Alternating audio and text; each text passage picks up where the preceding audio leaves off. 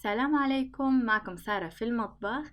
اليوم كتير متحمسة شارككم هيدي الوصفة. دايما بنطلب المناقيش من برا ومنحبها تكون طرية مثل برا، ومنبرم على وصفة نعملها ناشحة بالبيت مثل الأفران.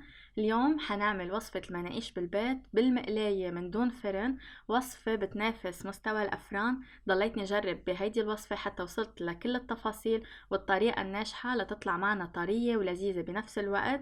ومن دون ما احكي كتير مبين العجينة قديش طرية وناجحة، خلونا دغري نبلش بالفيديو.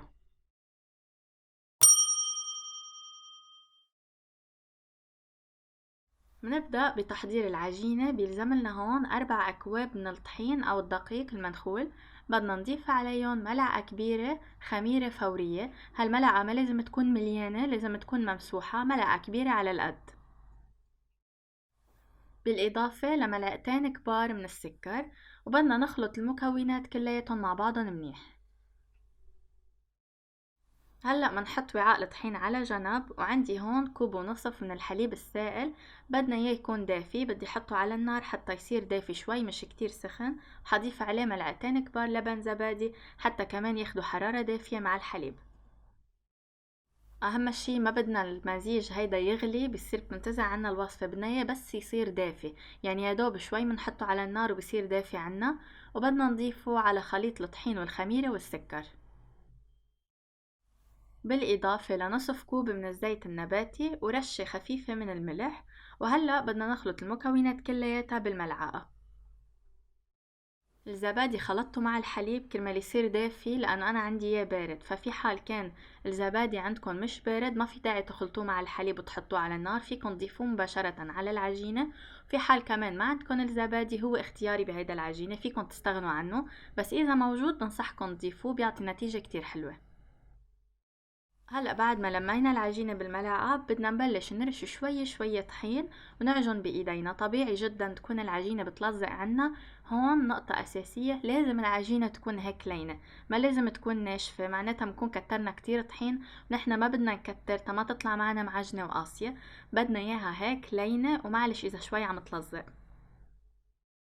ما تضيفوا زيت بهيدي المرحلة كرمال ما تلزق معكن العجينة. لازم نضيف هون بس رشات من الطحين آخر شي، بعدين منضيف الزيت. بس بهيدي المرحلة عجن 10 دقايق بالإيد، لازم تكون بالإيدين مع الطحين فقط من دون زيت. نحن عم نعجن الطحين رشات خفيفة شوي شوي، ومنعجن حتى تصير لينة عنا بهيدا الشكل ويكون مرق 10 دقايق على العجن. ساعتها هون فينا نمسح ايدنا مسحة زيت خفيفة ونلمها على بعضها، بتصير بخف التلزيق عنا. كل خطوة أساسية بهيدي العجينة مشو عليها بحذافيرها وبتفاصيلها. ما شاء الله حتحصلوا على عجينة كتير ناجحة وكتير لينة.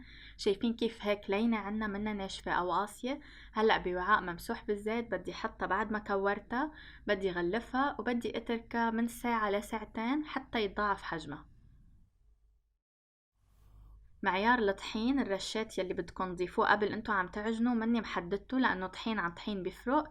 كرمال هيك بتضلكم بترشوا شوي شوي حتى تحصلوا على قوام منيح. شايفين العجينة كيف تخمرت؟ ما شاء الله طالعة لبرا قد ما متخمرة منيح، وشكلها كتير حلو لينة. هلأ بعد التخمير بدنا نفرغ الهوا منها بشكل كامل. هلا بعد ما فرغنا الهواء بننقل العجينة على السطح اللي بدنا نشتغل عليه. ملاحظين معي هون كيف بعدها شوي عم تلزق؟ لازم يكون عنا طبيعي انه العجينة تلزق شوي بين ايدينا لحالها. بعدين على العجن وعلى الماد حنرش طحين شوي شوي عليها لحالها، بتحسوها بطلت تلزق. كرمال هيك نحنا ما بدنا نضيف لها زيادة طحين من البداية، بتصير كتير ناشفة معنا بعدين. هلأ عم عير على النظر 10 قطع كرمال اعمل فيها 10 مناقيش لهيدي العجينة. بعدين على الوزن منسق، بيكونوا اللي بالنص شوي اكتر من اللي على الجناب. على الوزن نقسمهم بشكل متساوي. في حال ما عندكم الميزان على النظر يكونوا متساويين شوي مع بعضهم بيكون تمام. هلأ كل القطع اللي قطعناها بدنا نكورها، لانه بس نكورها بتنمد معنا بشكل سهل. هلأ منحط القطع كلها على جنب، منغطيها كرمال ما تنشف عنا، وبنشتغل بقطعة قطعة ومنمدها. عندي هون هيدي الكرة بنتأكد ان عملناها كرة بشكل منيح كرمال يطلع معنا المد كمان بشكل منيح. رشيت تحتها شوية طحين وفوقها رشة طحين. رشات الطحين هون عم نحكي رشات كتير خفيفة، شوي شوي منرش. وبدنا هلأ نمدها حتى تصير عنا دائرية.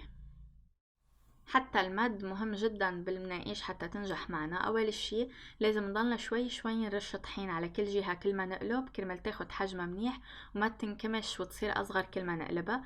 تاني شي لازم نمد بشكل متساوي، ما يكون جهة اسمك من جهة حتى تطلع معنا نتيجة منيحة. وكمان لازم ما كتير نخليها رقيقة ولا كتير سميكة. انا القياس هون حيكون للدائرة الوحدة 22.5 سنتيمتر. استعملوا هيدا القياس، بتكون وسط، مش سميكة كتير ولا كتير رقيقة. هلأ كل ما نخلص دائرة منحطها على جنب، منغطيها ونتركها ترتاح تقريبا 15 دقيقة قبل ما نحطها على المقلاية. هالشي كتير بيعطينا قوام حلو للمناقيش. هلا الحشوات اللي اكتر شي بنستعملها للمناقيش هي حشوة الزعتر والجبنة. كرمال الزعتر عندي هون نصف كوب من الزعتر بالاضافة لنصف كوب من الزيت زيتون، بضيفهم مع بعضهم. بس انا بالنسبة لإلي بضلني بضيف شوية زيت زيتون اكتر من النسبة اللي ذكرتها، لانه بحبها ما تكون كتير سميكة وكتير تقيلة، وبحب يكون زيت الزيتون واضح شوي بالعجينة، كتير بيعطي نتيجة حلوة. كرمال هيك بضيفه شوي شوي عن النظر بعد المعيار اللي قلتلكن اياه. وطبعا كتير هينة تتعدل على النظر، فيكن تضيفوا شوية زعتر، فيكن تضيفوا شوية زيت حتى توصل للقوام اللي بدكن اياه.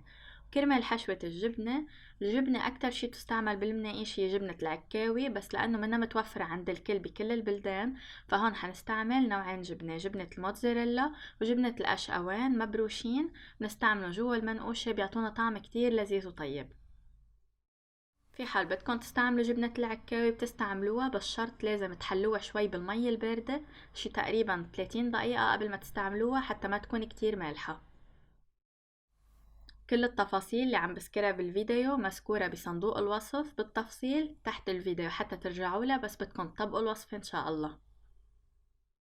هلا نحن تركنا العجين اللي مديناه يرتاح على جنب، وصار وقت نحطه على المقلاية منحميه على نار وسط، ما بدنا نار قوية. النار القوية بتخلي دغري يلدع عنا وبتخلي المنقوش يصير قاسي، بدنا نار وسط، وهي لحالها المقلاية حتكون حامية تتسوي العجين.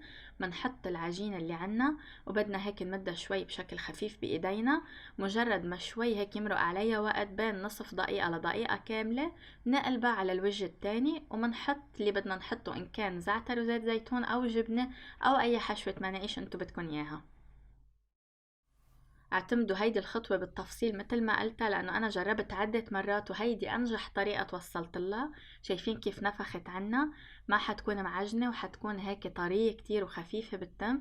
وكمان القلب اللي عملناها اول شي حتخلي العجين من جوا مستوي، ما حيكون جهة منها مستوية وجهة مستوية كتير، هيك كتير حتطلع معنا نتيجة حلوة. بعد ما نطوي المنقوشة منقلبها شوي على الجانبين حتى تاخد لون واستواء كامل. عادي جدا يوقع من خلطة الزعتر وزيت الزيتون شوي، ترجعوا بتمسحوها بالمحرمة، ما بيأثر أبدا. خلوكم طبيعي، بالعكس هيك يعني بيطلع زيت الزيتون بيخلي العجينة طعمها كتير كتير لذيذ عنا. هلا المنقوشة التانية منقوشة الجبنة مثل ما شايفين حطيتها على أول وجه تقريبا بين نصف دقيقة لدقيقة وقلبتها، هيك بيكون الجزء الجواني من المنقوشة ضمننا انه يكون مستوي عنا. ومنحط الحشوة اللي بدنا اياها. هلا هون عم وزع الجبنة بشكل منيح، وبدي اتركها على النار مش قوية، النار متوسطة، لان احنا اصلا بس نخلي المقلاية على نار متوسطة لوقت طويل لحالها حتكون اصلا المقلاية صارت كتير حامية.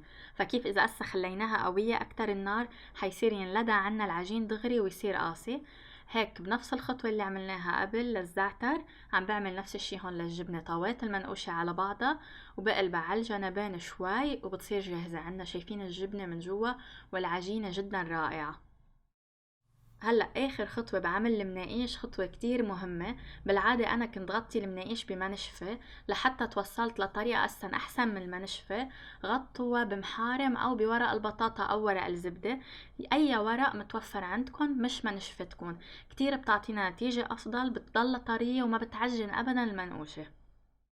فهيدي نقطة كتير مهمة لازم نعملها. بس نخلص كل منقوشة منحطها بين طبقتين من المحارم أو من ورق البطاطا اللي مننشف فيه، يعني البطاطا مننشفه من الزيت، أو ورق زبدة أو أي ورق متوفر عنا بس مش منشفة، كتير بتعطي نتيجة منيحة. لازم نعملها مثل ما قلت حتى يضلوا عنا طرايا بهيدا الشكل.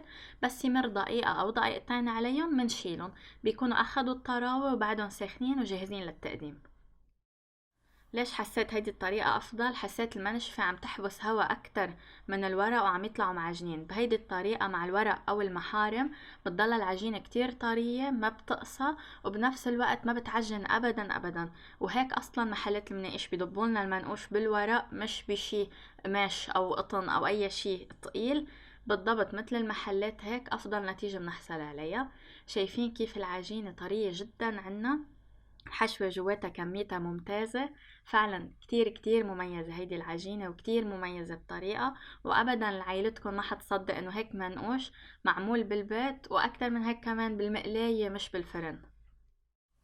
طبقوا الوصفة بكل التفاصيل اللي ذكرتها وكل الخطوات المهمة اللي قلتها، وإن شاء الله حتحصلوا على أطيب عجينة مناقيش بالبيت. إن شاء الله يكون عجبكم الفيديو. صحتين وهنا.